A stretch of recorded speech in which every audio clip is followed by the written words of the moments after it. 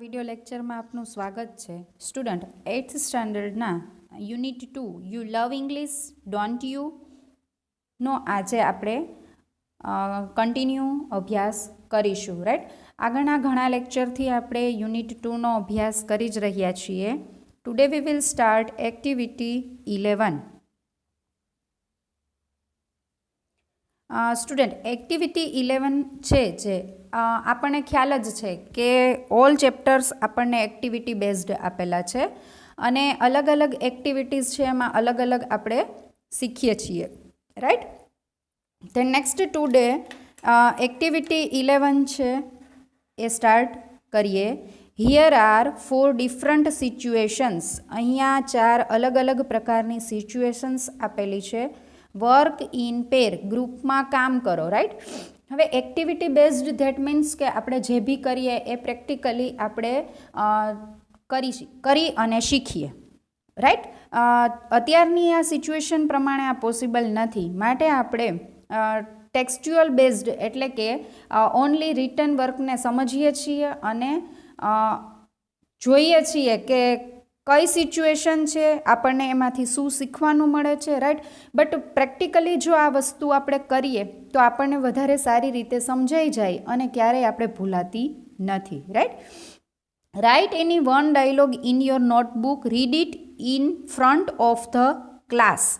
Right, હવે એક નીચે આપેલી 4 અલગ અલગ પ્રકારની સિચ્યુએશન્સ છે, એનો કોઈ એક ડાયલોગ એની બે વ્યક્તિ વચ્ચેની અથવા તો બે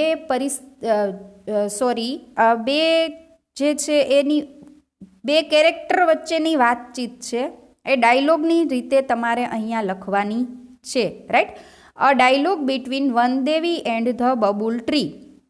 ફર્સ્ટ છે ડાયલોગ લખવાનો છે વનદેવી અને બબુલ ટ્રી વચ્ચેનો.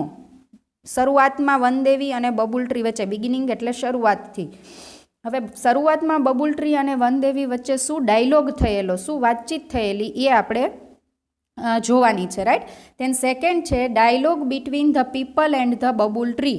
હવે લોકો અને બબુલ ટ્રી વચ્ચે શું વાતચીત થયેલી છે એ આપણે અહીંયા જોવાની છે. રાઈટ, ધેન થર્ડ સિચ્યુએશન છે a dialogue between the goats and the babul tree. બકરીઓ અને બાવળના વૃક્ષની વચ્ચે શું વાતચીત થયેલી છે એ ડાયલોગ લખવાનો છે.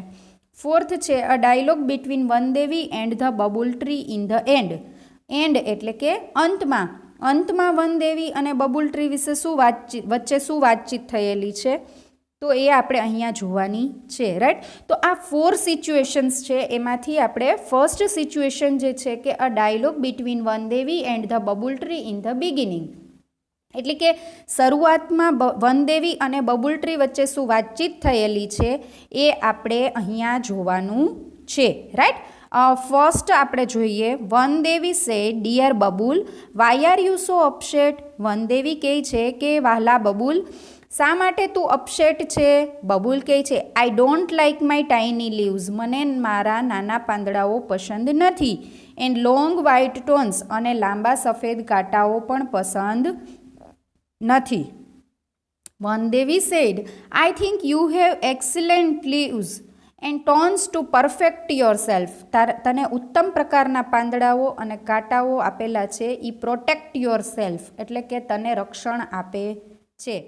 Babul said but I want to be good looking. પણ મારે પણ સારું દેખાવું છે. Please remove my thorns. મારા કાંટાઓ દૂર કરો. And bless me with golden leaves. અને મને સોનેરી પાંદડાઓના આશીર્વાદ આપો. વનદેવી સેડ એઝ યુ વિશ. તું જે ઈચ્છે. રાઈટ, તો આ વનદેવી અને બબુલ ટ્રી વચ્ચેની આ વાતચીત છે જે આપણે અહીંયા જોઈ. રાઈટ, ફર્સ્ટ શરૂઆતમાં આપણે એક્ટિવિટી 8ની અંદર આપેલો જે બબુલ ટ્રીવાળી સ્ટોરી છે એ સ્ટોરીમાંથી જ આપણે આ ડાયલોગ લખેલા છે સ્ટુડન્ટ, કે જેથી તમે તમારી બુકની અંદર સારી રીતે લખી શકો. એક્ટિવિટી 11માં આ ડાયલોગ્સ તમારે તમારી ફેરબુકમાં લખવાના છે. રાઈટ, હવે એક્ટિવિટી 8 છે એમાંથી જ આપેલા આ ડાયલોગ છે, જેથી એક્ટિવિટી 8 તમે બુકમાં ઓપન રાખશો જ્યારે તમે આ ડાયલોગ સમજો છો ત્યારે. રાઈટ, કે જેથી આપણે સરસ રીતે આ એક્ટિવિટીને સમજી શકીએ અને એક્ઝામની અંદર બેસ્ટ પરફોર્મ કરી શકીએ. સેકન્ડ છે people said look at this wonderful tree. જુઓ પેલા અદ્ભુત ઝાડને. It has golden leaves. તેને તો સોનેરી પાંદડાઓ છે. Let us pluck them. ચાલો આપણે તેને તોડીએ. Babul says please don't take away my golden leaves. મહેરબાની કરીને મારા સોનેરી પાંદડાઓ લેશો નહીં. આઈ લવ ધેમ. હું તેમને ચાહું છું. People says I will sell the golden leaves. હું મારા સોનેરી પાંદડાઓને વેચીશ and buy things for my family. અને મારા પરિવાર માટે હું વસ્તુઓ ખરીદીશ. Babul said please stop. મહેરબાની કરીને રૂકો, ઊભા રહી જાઓ. People says let us take all the leaves and run away. ચાલો આપણે બધા જ પાંદડાઓ લઈ લઈએ અને ભાગી જઈએ. રાઈટ. તો આ રીતે આપણે સરસ મજાના બે ડાયલોગ્સ જોયા. વનદેવી અને બબુલ ટ્રી વચ્ચે શરૂઆતમાં શું વાતચીત થયેલી અને લોકો અને બબુલ ટ્રી વચ્ચે બીજી શું વાતચીત થયેલી, આ બે ડાયલોગ્સ આપણે જોયા. નેક્સ્ટ થર્ડ અને ફોર્થ જે ડાયલોગ્સ છે એ તમારે ટેક્સ્ટબુકમાંથી ફાઇન્ડ આઉટ કરીને તમારે તમારી ફેરબુકમાં લખવાના છે. Right. Again I am repeating કે જે ડાયલોગ્સ છે થર્ડ અને ફોર્થ એ તમારે તમારી રફ બુકમાં લખવાના છે. Right. Than next activity 12. Activity 12 પણ વર્ક ઇન ગ્રુપ્સ એટલે કે ગ્રુપમાં વર્ક કરવાનું છે. Prepare dialogue on the given situations by using the points. Point આપેલા છે એના આધારે તમારે ડાયલોગ રેડી કરવાના છે. રાઈટ.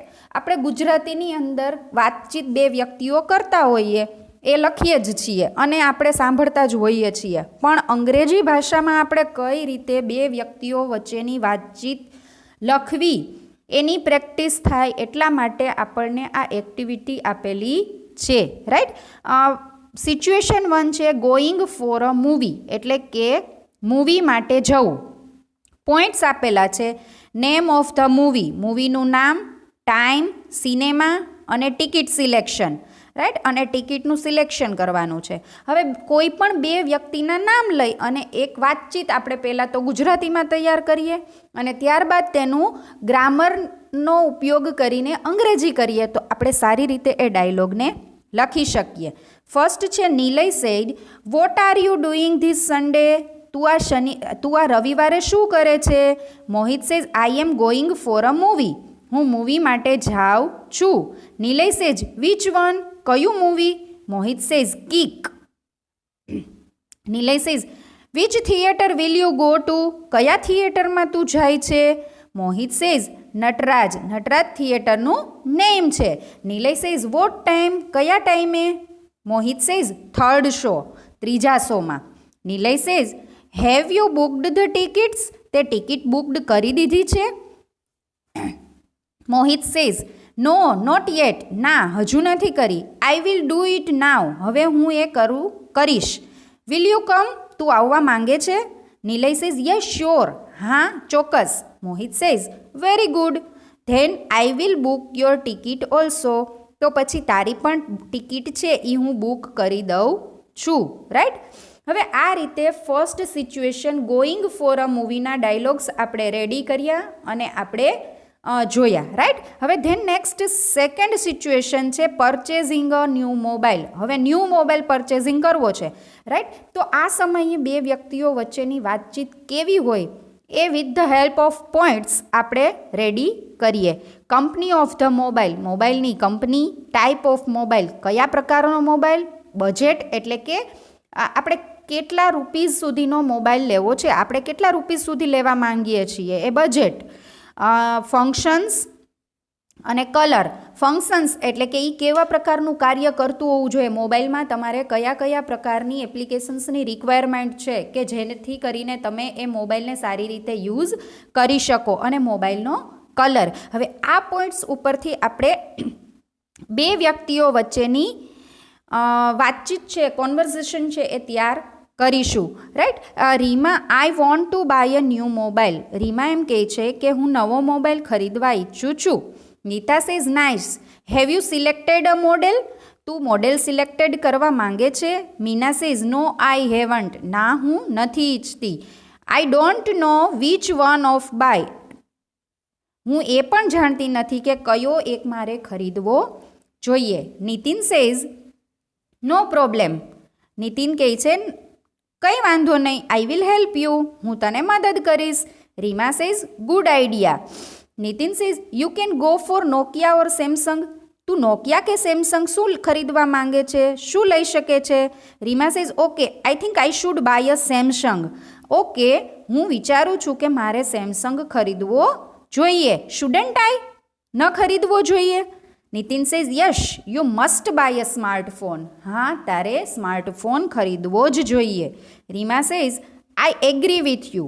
રીમા કહે છે કે હું તારી સાથે સહમત છું. Nitin says what is your budget? તારું બજેટ શું છે? Reema says around ₹25,000. 25,000 આસપાસનું. નીતિન સેઝ વેરી ગુડ, ખૂબ સારું. You can buy a good mobile in that budget. આ બજેટની અંદર તું સારો એવો મોબાઈલ ખરીદી શકીશ. Reema says what functions are available in such phones. કેવા પ્રકારના ફંક્શન્સ છે એ ફોનની અંદર અવેલેબલ હોય જ છે. Nitin says oh, there are some common functions in all smartphone.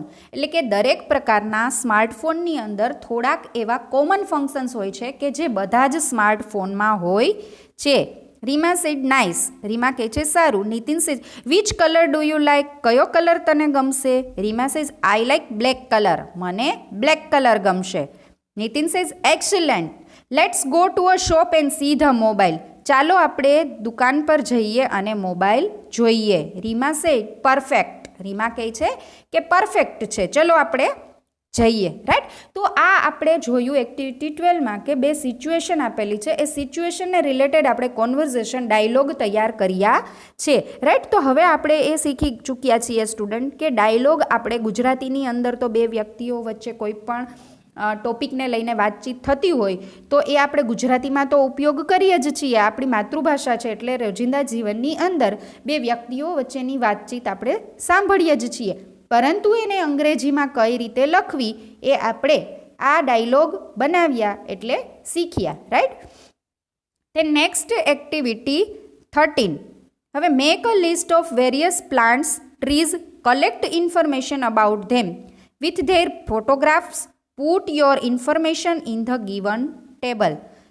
Any information છે એ નીચેના જે ટેબલ આપેલું છે એમાં લખવાની છે. સ્ટુડન્ટ એક્ટિવિટી 11 તમારી ફેરબુકમાં લખવાની છે. ફર્સ્ટ અને સેકન્ડ ડાયલોગ, થર્ડ અને ફોર્થ તમારે તમારી રફ બુકમાં લખવાના છે. રાઈટ. હોમવર્કમાં. એક્ટિવિટી 12 છે એ તમારે તમારી ફેરબુકમાં લખવાની છે. Then activity 13 last activity second યુનિટની છે એ પણ તમારે તમારી ફેરબુકમાં લખવાની છે. રાઈટ. હવે આપણને અલગ અલગ પ્રકારના પ્લાન્ટ્સ અને ટ્રીઝના ફોટોગ્રાફ્સ આપેલા છે અને નીચે આપણને ઇન્ફોર્મેશન લખવાની કીધી છે. રાઈટ. તો એ ઇન્ફોર્મેશન આપણે ફિલઅપ કરવાની છે. તો આન્સર તમને રેડી આપેલા છે કે જેથી કરીને આપણે ફેરબુકની અંદર યોગ્ય જવાબ લખી શકીએ. પ્લાન્ટનું નેમ છે ફર્સ્ટ મેંગો ટ્રી, તુલસી પ્લાન્ટ અને આમલા ટ્રી. રાઈટ. તો 3 પ્રકારના અલગ અલગ છોડ છે અને મેંગો છે એ ટ્રી છે, આમલા એ ટ્રી છે, તુલસી છે એ પ્લાન્ટ છે. તો આપણે એ જોયું. હવે colour of the plant and tree. હવે ત્રણેયનો કલર ગ્રીન જ હોય એટલે ત્રણેય કોલમમાં આવશે green. Name of the fruit. તો મેંગો ટ્રી આપણને મેંગો ફ્રૂટ આપે છે, તુલસી આપણને કોઈ ફ્રૂટ આપતું નથી. ધેન આમલા ટ્રી છે એ આમલા આપે છે. Size of the leaves. લીવ્સની સાઇઝ કેવી છે? તો મેંગો ટ્રીના લીવ્સ છે એ મીડિયમ સાઇઝના હોય છે, તુલસી પ્લાન્ટના સ્મોલ હોય છે અને આમલા ટ્રીના મીડિયમ હોય છે. મેડિસિનલ યુઝ એટલે કે ઔષધીય રીતે આપણને કઈ રીતે ઉપયોગી છે આ ઝાડ? તો મેંગો ટ્રી છે એ પ્રોટેક્શન ફ્રોમ હીટ સ્ટ્રોક એટલે કે ગરમીથી આપણું રક્ષણ કરે છે.